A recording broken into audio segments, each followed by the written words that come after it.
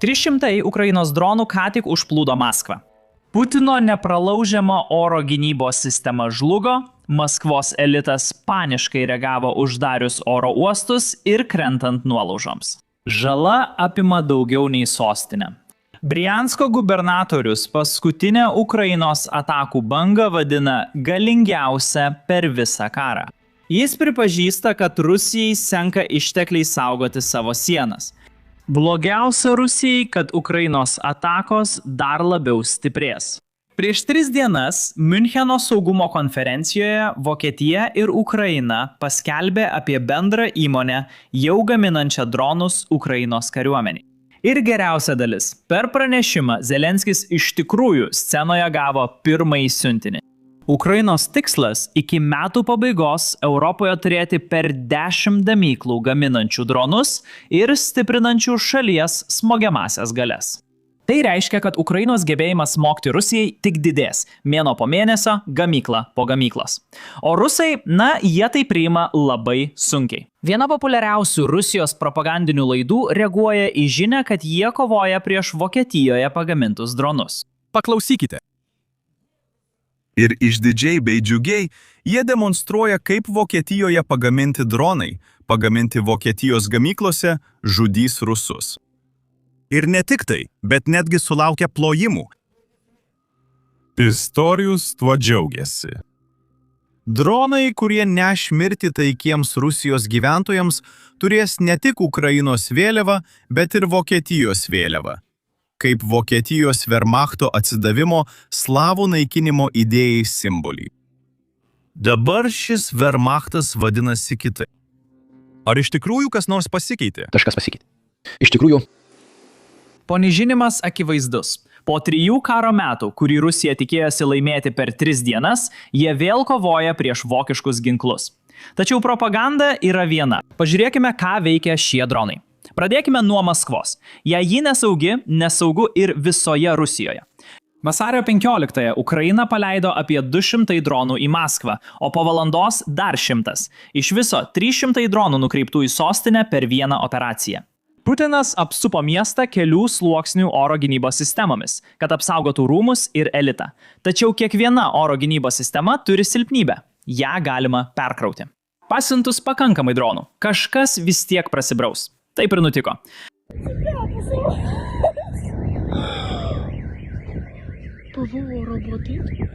Dabar. Pasak Maskvos mero, visi dronai buvo sunaikinti, o bet kokia žala, kurią ką tik matėme vaizdo įraše, tai tik krentančios nuolaužos. Tarkime, kad tai tiesa. Gal Rusija tikrai numuša visus Ukrainos dronus Maskvoje? Net ir tuomet Rusijos elitas kenčia. Priežastis paprasta. Dronams pasirodžius prie Maskvos, oro uostai uždaromi, kartais net kelioms valandoms, skrydžiai atšaukiami ir sutrinka tvarkaraščiai. Būtent tada elitas pradeda pastebėti. Jie suvokia, kad karas, kurį manė vykstant kažkur kitur, dabar veikia jų kasdienį gyvenimą. Elitas, kurį Putinas bando apsaugoti. Jie jaučia karo pasekmes, o Ukrainos dronų pajėgumams augant su kiekvienu mėnesiu, tai jaus dar stipriau. Noriu atkreipti dėmesį į vieną svarbų dalyką. Kai Maskvai nepatogu, Rusijos pasienio regionai katastrofiškai kenčia. Nežinau, ar toks žodis yra, bet taip ir vyksta. Kiekvieną kartą Rusijai puolant Ukrainos elektrinę, Ukraina stipriai atsako. Vasario 15 dieną, kai 300 dronų atakavo Maskvą, Ukraina taip pat smogė Brianskui, o gubernatorius tai pavadino didžiausiu išpuoliu nuo karo pradžios. Tai nėra Ukrainos propaganda. Taip teigia Putino paskirtas Rusijos gubernatorius. Tai parodo žalos mastą. O štai kas dar blogiau. Gubernatorius pripažino tai, ko Putinas nenori, kad žmonės žinotų. Ukrainai didinant dronų ir raketų gamybą, Rusijai lieka vis mažiau oro gynybos sistemų nei karo pradžioje. Jie jas praranda dėl Ukrainos smūgių ir nuolatinio nusidėvėjimo. Šią savaitę Ukrainos Alfa padalinys pranešė, kad 2025 metais tolimosiamis atakomis perpus sumažino Rusijos Pantsir oro gynybos sistemų skaičių. Tai pražūtinga Rusijos oro erdvės apsaugai ir Putino piniginiai. Kiekviena Pantsir sistema kainuoja apie 15–20 milijonų dolerių ir laikoma pagrindiniu Rusijos oro gynybos elementu. Tai reiškia, kad bendra žala, kurią padarė Alfa padalinys, per 1 metus siekia apie 4 milijardus dolerių. Tai tik žala oro gynybos sistemoms. Įsivaizduokite, kokią žalą gali padaryti Ukraina. Kadangi nėra oro gynybos sistemų Rusijos naftos perdirbimo gamykloms ir uostams apsaugoti, būtent tai dabar ir vyksta. Ir būtent todėl pasienio regionų tokių kaip Belgorodas, Brianskas ir kitų gubernatoriai viešai prašo Kremlių apraminti atakas prieš Kyjivą. Jų logika paprasta. Kai Putinas smogė Ukrainai, Ukraina atsako ir taikosi į pasienio regionus.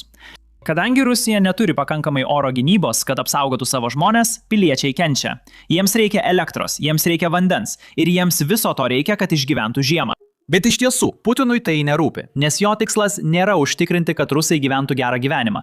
Jo tikslas užtikrinti, kad ukrainiečių neliktų. Tai ne mano situacijos dramatizavimas, o žinutė iš Rusijos valstybinės televizijos. Jie tai atvirai sako. Paklausykite. Aš visada taip sakiau. Aš visada tai sakiau. Tie, kurie anksčiau kalbėjo apie prorusišką Ukrainą, kurie sakė, kad būtina derinti karinius ir politinius metodus, dabar supranta, kad tai neveikia ir kad visa tai yra beprasmiška. Kad Rusija pasiektų šio karo politinius tikslus, Ukrainos valstybė turi būti visiškai sunaikinta. Ji buvo sunaikinta. Visiškai dekonstruota. Visas organizuotas gyvenimas toje teritorijoje turi išnykti. Valstybės, kuri atsirado ant SSRS griuvėsių, rėmuose. Ten turi išnykti visas politinis gyvenimas. Ši valstybė turi visiškai išnykti kaip chimera. Negalvokite, kad galite tiesiog pakeisti politikus ten, arba kad galite tiesiog atleisti Zelenskį ir Jermaką, bei daryti kitas panašias nesąmonės. Ne, esmė ne tame. Ukrainos ir jos sostinės neturėtų būti. Tokias valstybės kaip Ukraina sostinės. Klausykite, ką jie sako. Tikslas nėra tik pakeisti Ukrainos vyriausybę. Tai nėra tik susigrąžinti Donecką ar teritorijas, kurias Putinas laiko istoriškai rusiškomis. Tikslas yra sunaikinti Ukrainą kaip valstybę. Būtent toks mąstymas ir yra priežastis, kodėl dėrybos neveikia. Kaip ukrainiečiai gali tartis su norinčiais jų sunaikinimo? Laimiai Ukraina tai supranta. Jie pakeitė strategiją, nes Putinas nesidera sąžiningai, todėl Ukraina taikysis į tai, kas jam svarbiausia – jo banko sąskaitą. Ukraina šį rytą atakavo Elix naftos perdirbimo gamyklą Krasnodaro regione Rusijoje. Tai viena didžiausių naftos perdirbimo gamyklų pietų Rusijoje, tiekianti kurą Rusijos pajėgoms. Esu tikras, kad žinote, kai dega naftos perdirbimo gamykla, sunkiau tiekti kurą klientams. Kryme Ukraina smogė Kačos oro uostui. Tai ta pati Rusijos oro bazė, iš kurio leidžiami dronai į Ukrainos miestus. Taigi, sunaikinti tokią dronų paleidimo bazę tai ne tik ataka, tai iš tikrųjų savigina. Ir tai ta pati logika. Kai Ukraina atakuoja Rusijos energetikos infrastruktūrą, matote, Rusija finansuoja šį karą parduodama naftą užsieniui. Jei Ukraina taikosi į Rusijos naftos gamyklas ir telkinius, tai padeda savo kariams ir frontui. Šis spaudimas kenkia tiek Rusijos kariuomeniai, tiek ekonomikai. Kaip jau sakėme, karui laimėti reikia pinigų, pinigų, pinigų. Putinas sunkiai gauna viską. Pajamos krenta, sankcijos spaudžia, naftos perdirbimo gamyklos dega. Net paprasti rusai pradeda viešai kalbėti apie spaudimą, nors nenori pripažinti jo priežasčių. Paklausykite šio įrašo. Bet kodėl? Juk tai tikrai blogas dalykas. Na, viskas brangsta. Infliacija, problemos, sunkumai. Turime viską suprasti. Internete panikuojama, kad komunaliniai mokesčiai sieks 30 000, bet mano nuomonė tai tik juokas, kol kas. Neaišku, iš kur jie gauna tokias kainas. Taip, jie labai išaugo, bet kiek tiksliai? Na, nežinau procentų, bet jei šildymas buvo 3, dabar yra 5. O kas kaltas? Vyriausybė? Žinoma, kas dar atsakingas? Atsakingi valdžios atstovai, vyriausybė, prezidentas. Pastebėjote būsto ir komunalinių paslaugų kainų augimą? Taip, pastebėjome ir mokame reguliariai. Mes pastebėjome ir labai nustebome. Sunku pasakyti, kaip žmonės, ypač pensininkai, išgyvena. Nors mūsų šalis, gamintoja ir pirmaujanti valstybė, eksportuojame savo elektrą. Ir vis tiek matote, kokioje netvarkoje esame. Tikiuosi geriausio. Nereikia nusiminti, viskas bus gerai. Ar pastebėjote, kaip pabrango būstas ir komunalinės paslaugos? Kas jų nematytų?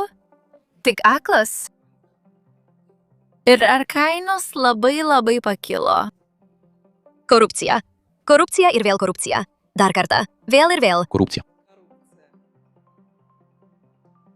Mūsų šalis visada garsėjo kvailiais ir blogais keliais.